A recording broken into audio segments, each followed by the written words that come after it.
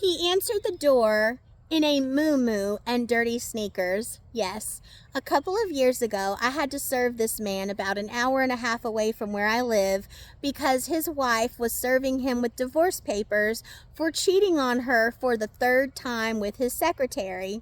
Apparently, he had lied to his wife for the third time that he was going on a business trip that was usually normal for him, especially around that time of year. But instead of going on a business trip, he went on a long weekend trip with his secretary and got his business friend, his work friend, to lie to his wife with him, saying that they were going on a business trip together and they were going to be rooming together. So he had a friend lie for him, which makes it quite worse if you ask me.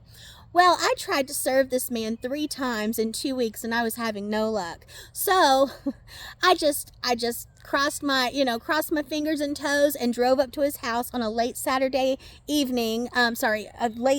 afternoon, and I saw his car was in the driveway. So I walk up to the house and I knock on the door.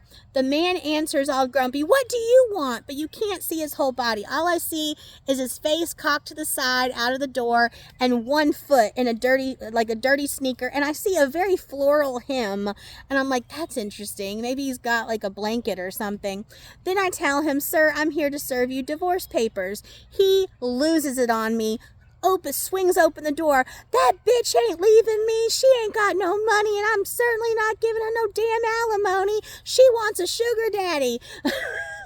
She hadn't worked an effing day in her effing life. And I'm like, "I'm so sorry, sir. I'm just the messenger." He is so loud that his neighbor that was in his backyard starts creeping around the front of his house. And then the neighbor was like, "George, what the hell's going on?" George is now fully standing without the door covering him in a moo-moo and dirty sneakers. His neighbor is like, "Dude, what is going on?"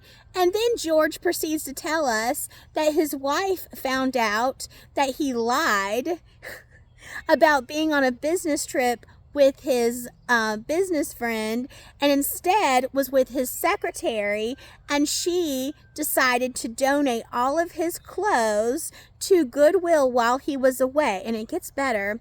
When he came home, she played nice and friendly, so he would give her his suitcase and told him to relax, go open a cold one, kick up your feet, get ready for the next, the business week that's about to come, the work week.